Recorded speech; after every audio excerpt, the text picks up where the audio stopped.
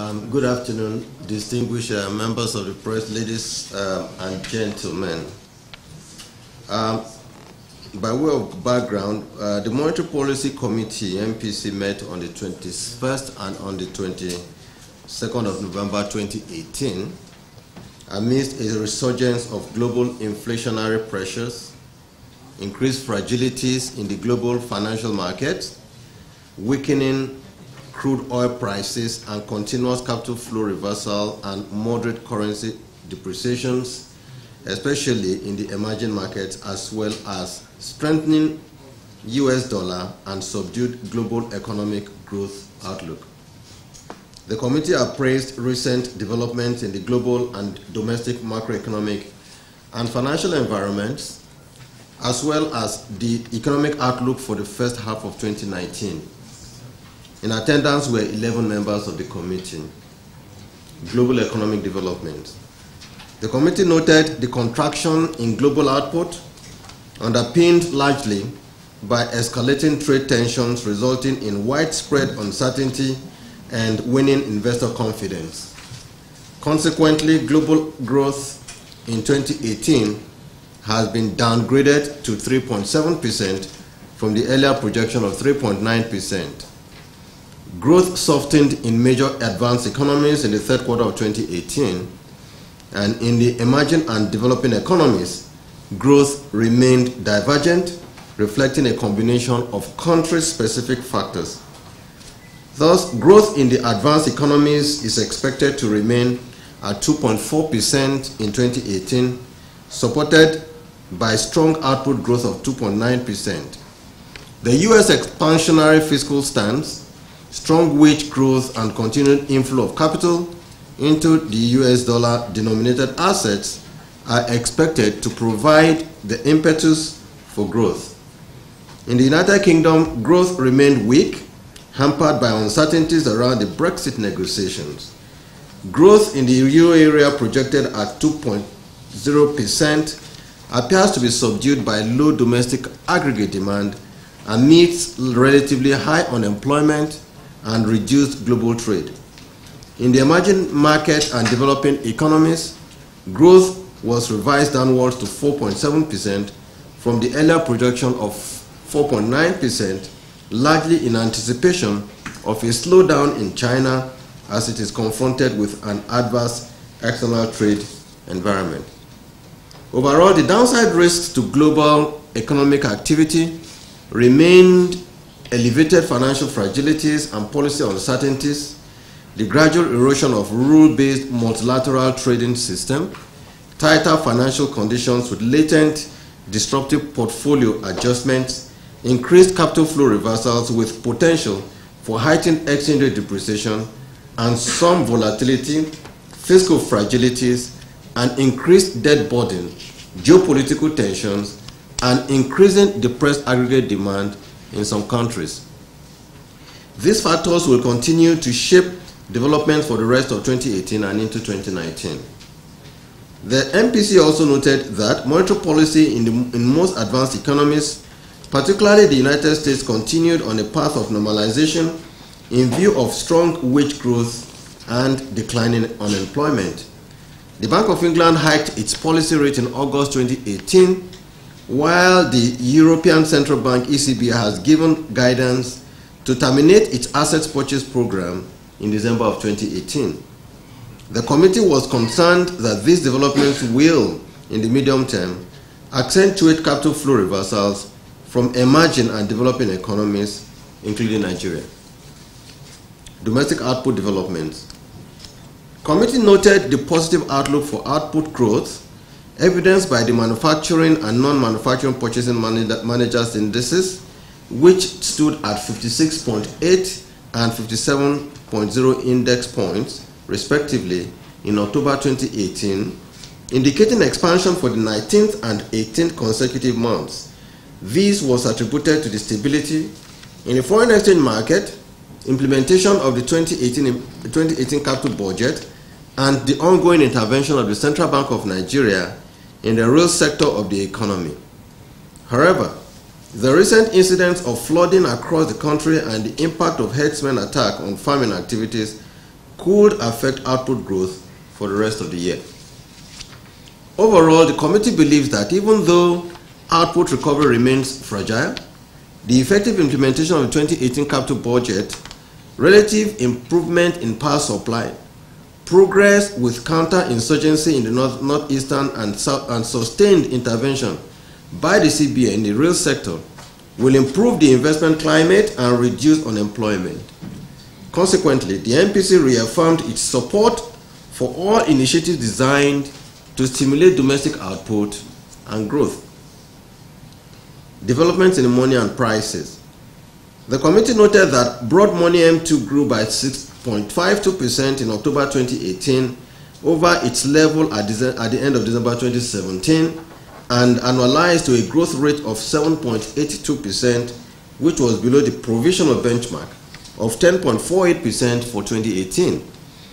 The growth in M2 was largely due to the significant growth in net foreign assets by 20.71% in October 2018, annualized to 24.85%, which is above the 2018 provisional growth benchmark of 14.50%.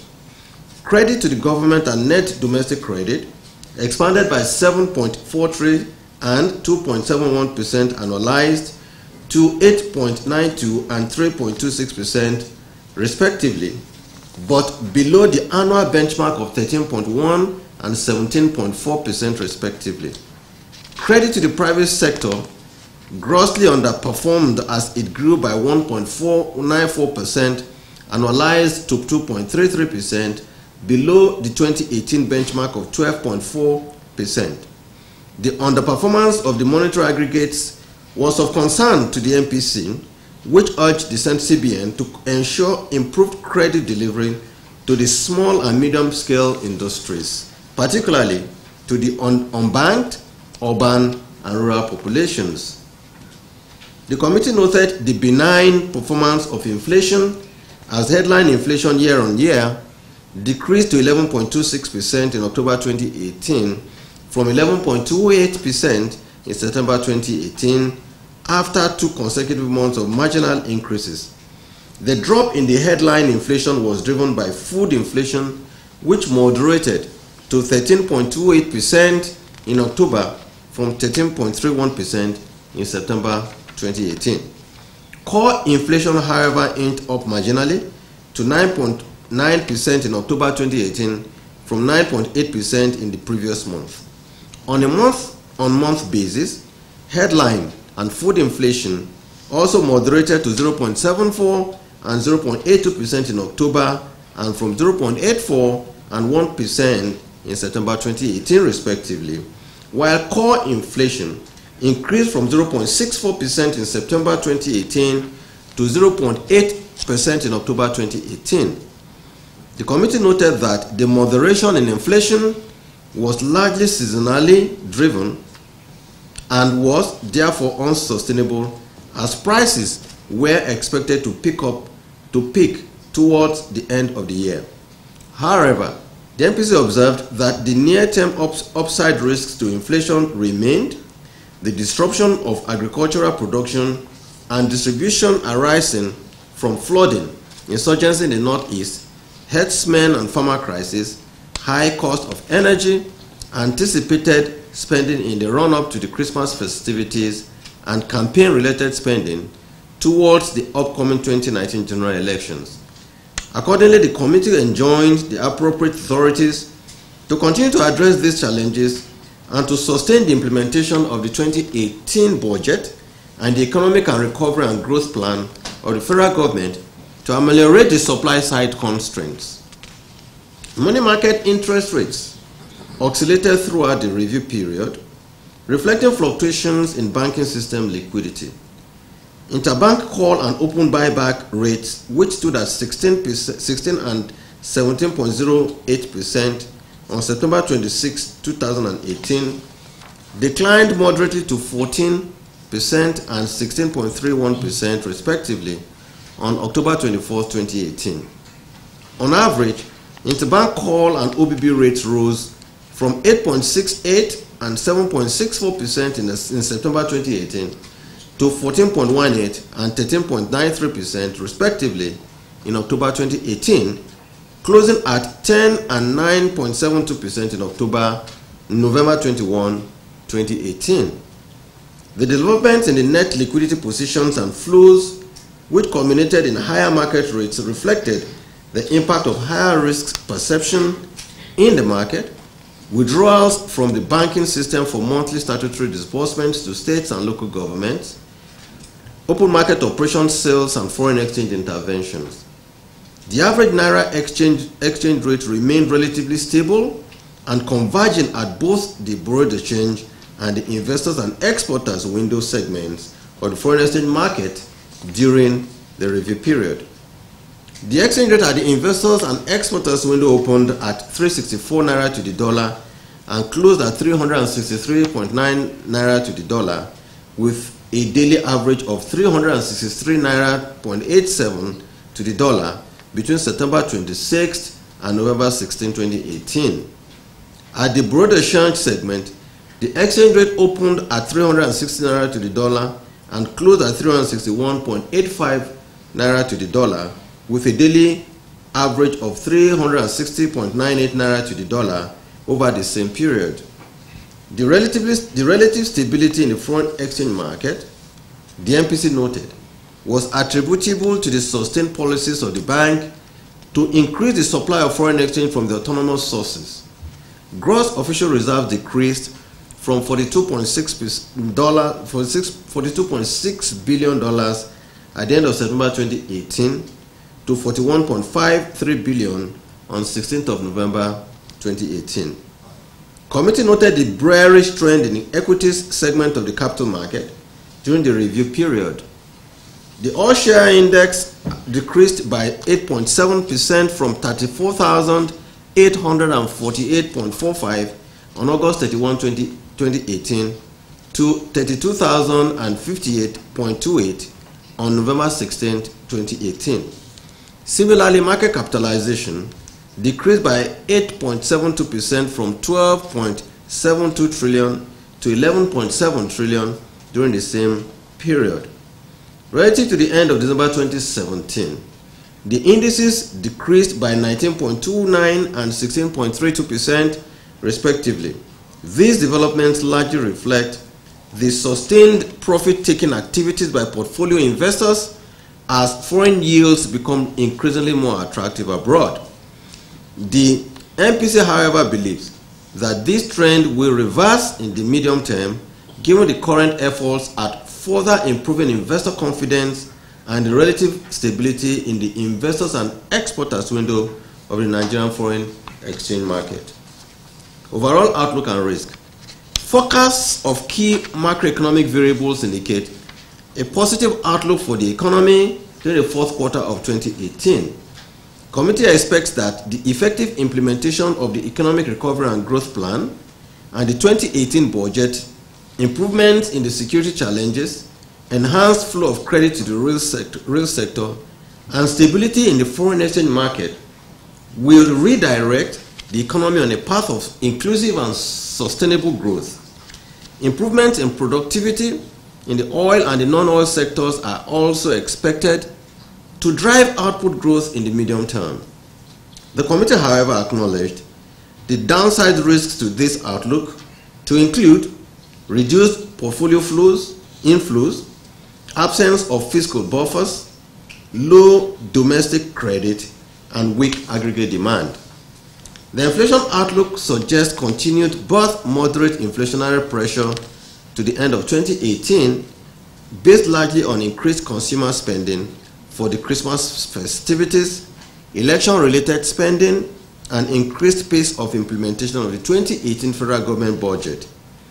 Improvements in the security, increased harvests, as well as stable exchange rate are expected to moderate the rise in inflation. Overall, the outlook for the economy remains positive, with a growth projection of 1.75% in 2018. Committee's consideration.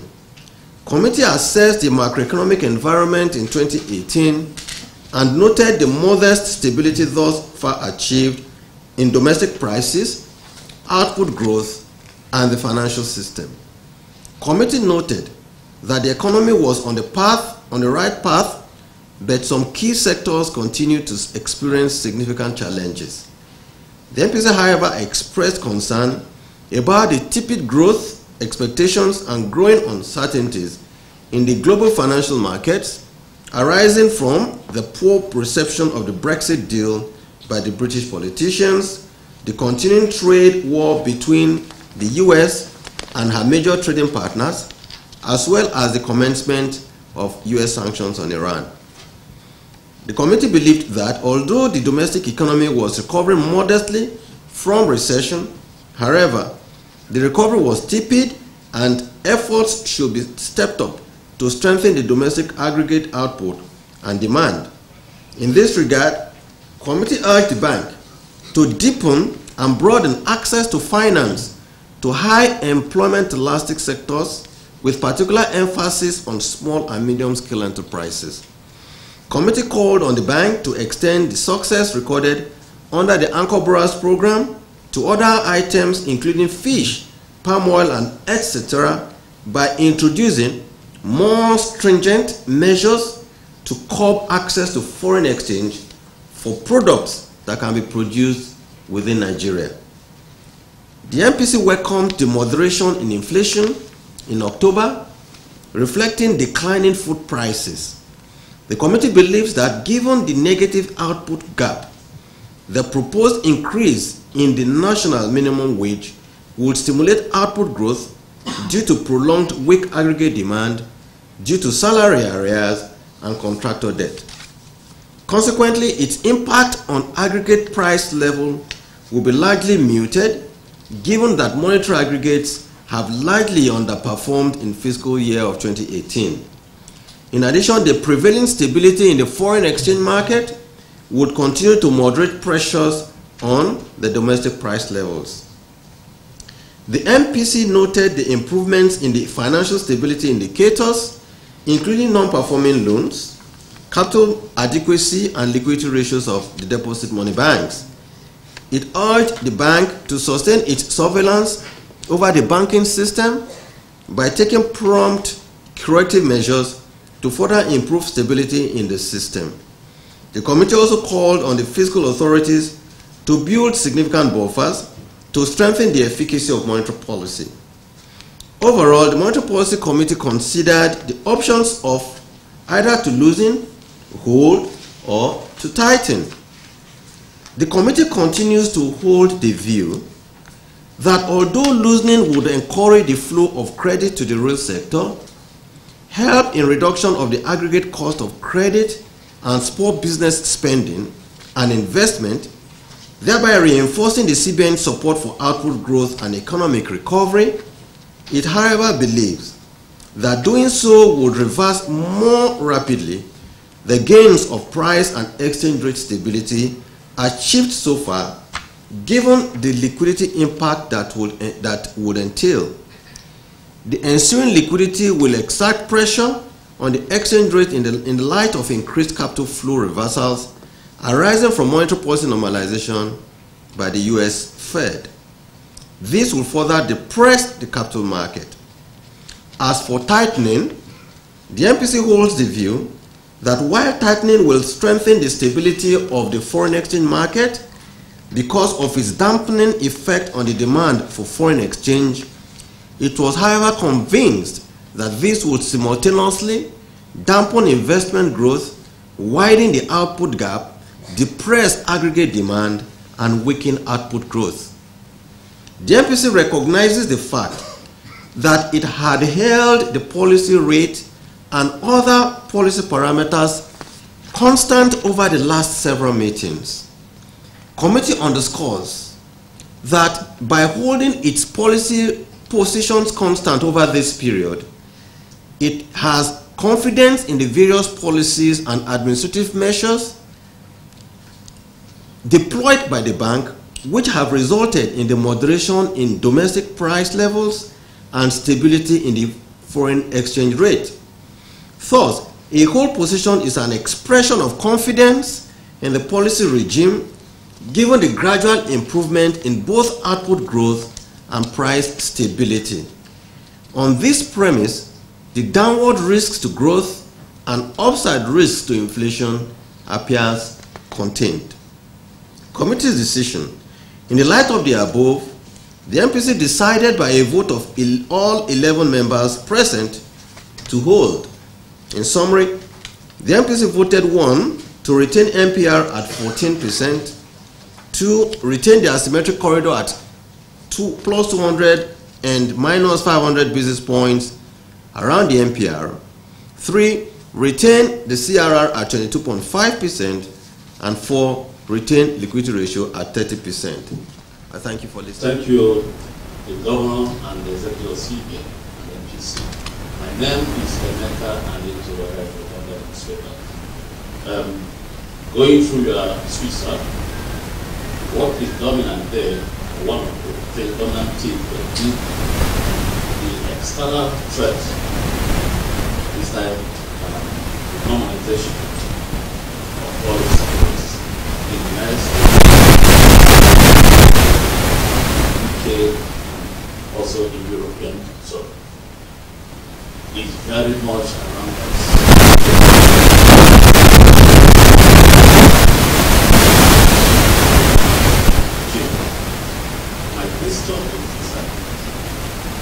I am yet to see over the period since the started major policy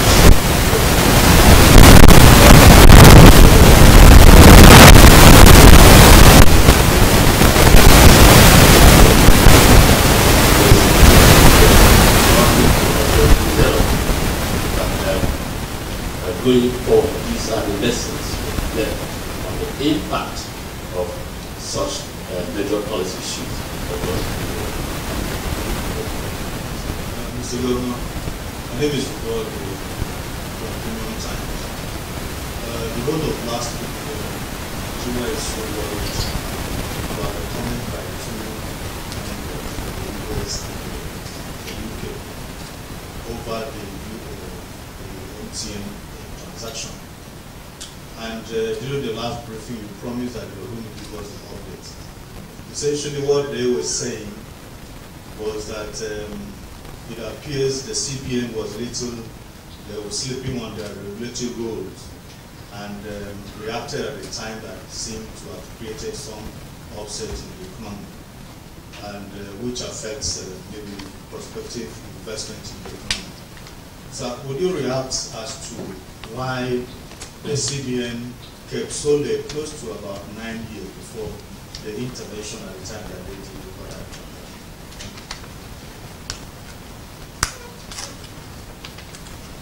My name is for Business Day newspaper. Mine is on Brexit, and it's really an issue at the moment. And the concern really is how Eme and her team are able to strike a deal. However, whatever happens, do you share any fears on the possible outcomes of that deal, whether it happens or not? And quickly, in addition to what my colleague asked, on US normalization policy, do you have any lessons that you would like to share with us from there? Thank you.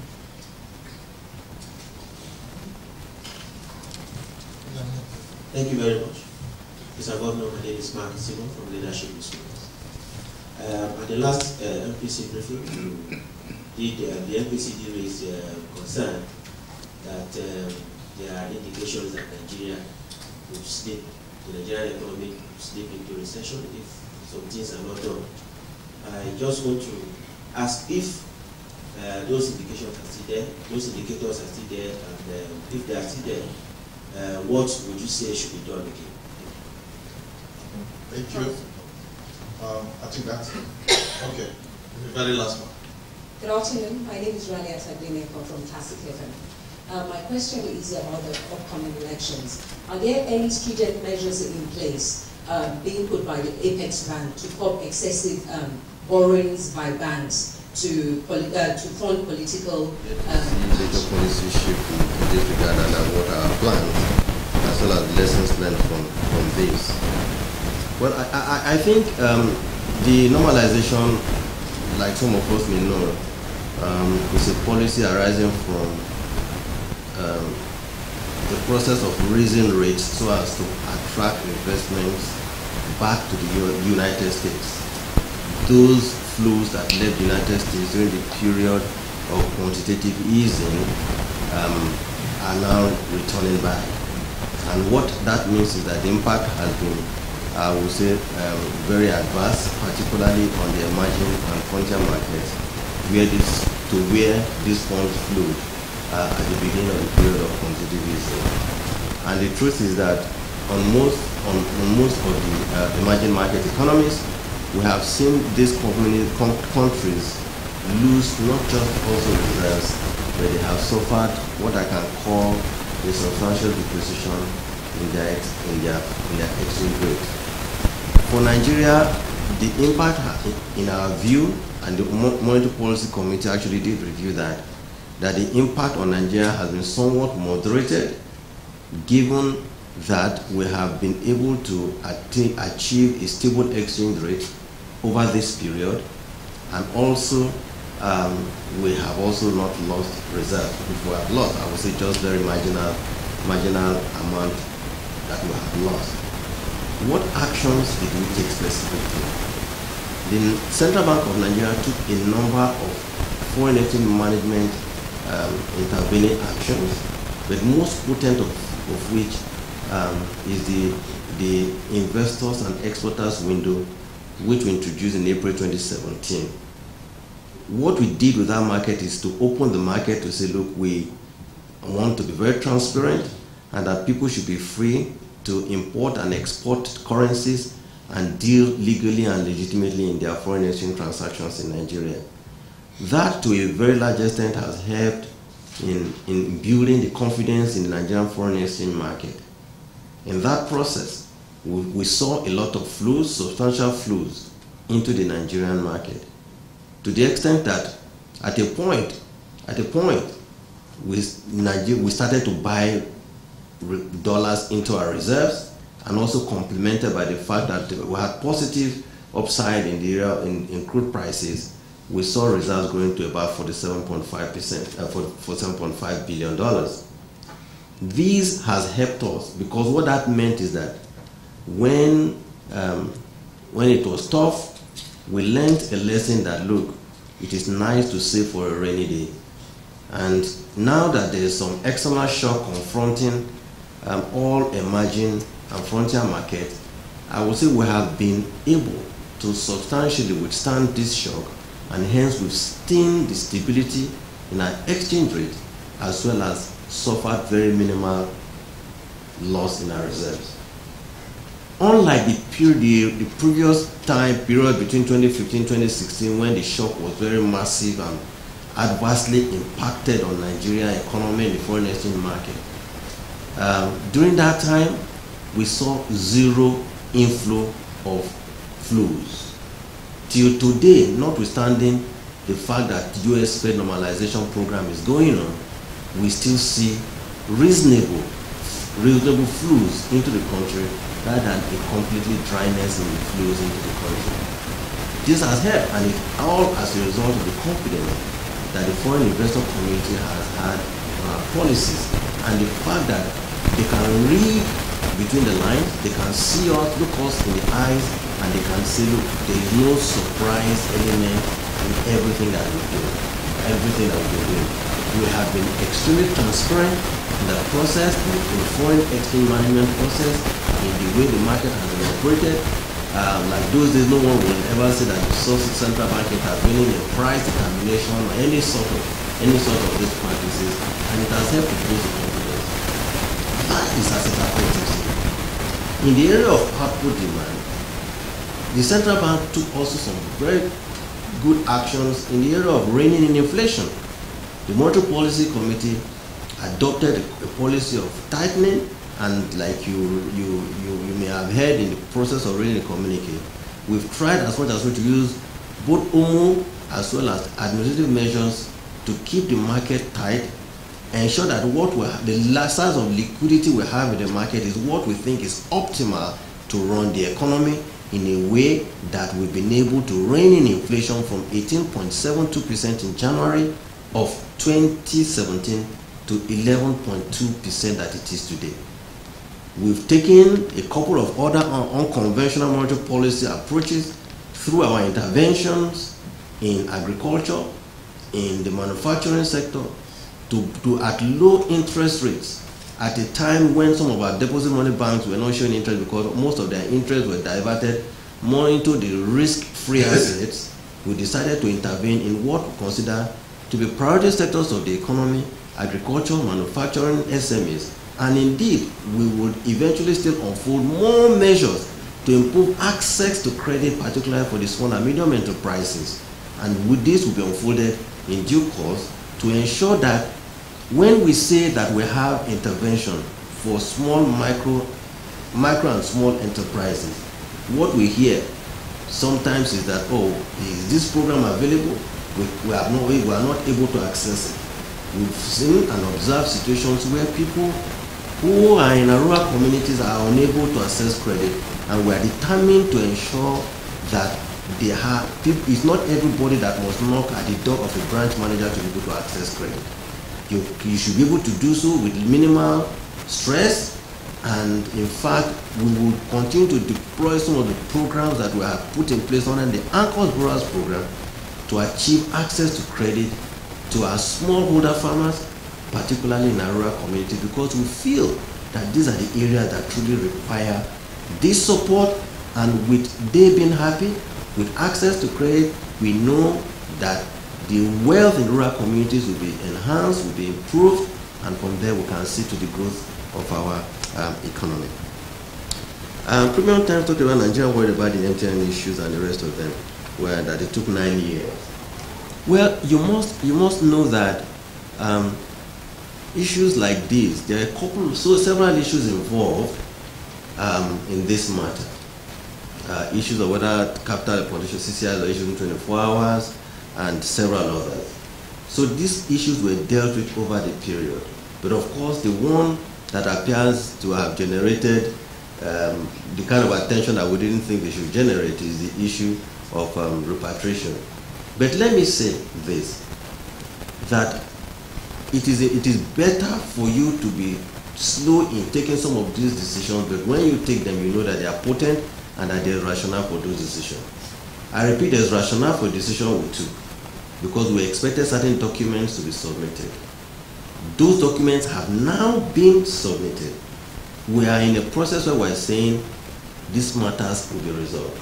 We have held the meetings with the MTN group. They flew in from South Africa, and we have held meetings, and we are at the verge. And when I mean verge, it's as good as announcing it, but please spare me the stress of not talking about that, about what the agreements are at this time. At the appropriate time, these will be announced. But I'm very optimistic that we have reached the end of the road on this subject.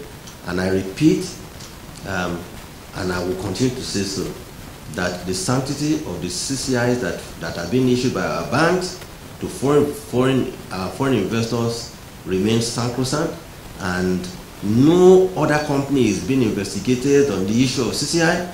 No other person is being investigated on the issue of CCI.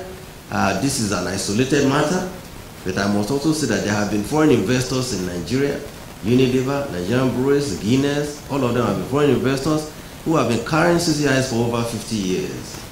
And they have conducted their businesses in a way that we are very happy, and that's why there has been no issues. It doesn't mean there is issue on MTN. Yeah, there are some issues, but the point is, it is being resolved, and there is no need for anybody to worry. I repeat what I said the last meeting. These issues will be resolved equitably and amicably to the benefit of all. Brexit. Yeah.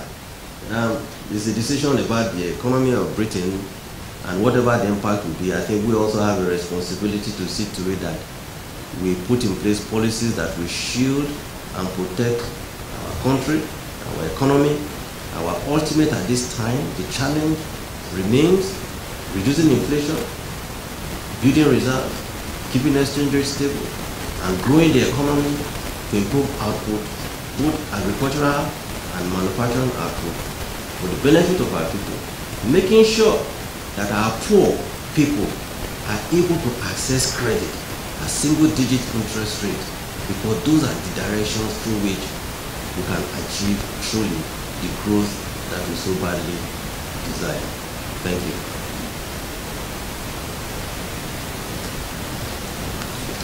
Thank you also very much, Mr. Governor.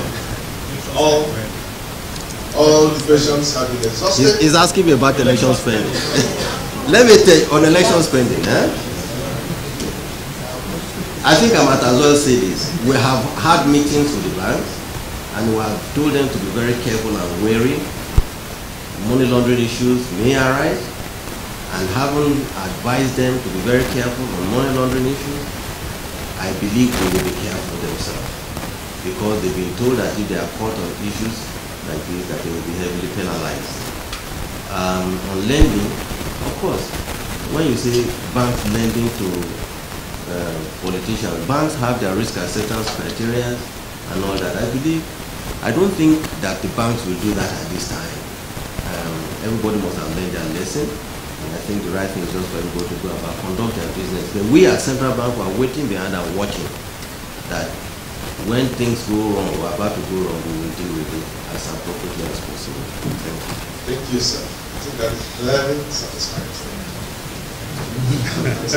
Very happy. We're very sorry to say thank you, everyone. Thank you, members of the MPC. Thank you, directors of CBN.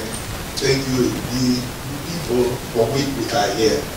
My colleagues, the journalists. Let's carry on. Happy Christmas, everyone.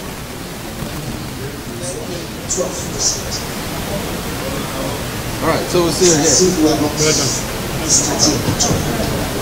On that point, I do get the sense that we've seen this across a lot of tonight. Everyone very concerned about this. The messaging from the central bank does suggest that we are trying to back up most of the Russian banks to lend to the new sector. We were talking about how this is like to tell you the same thing about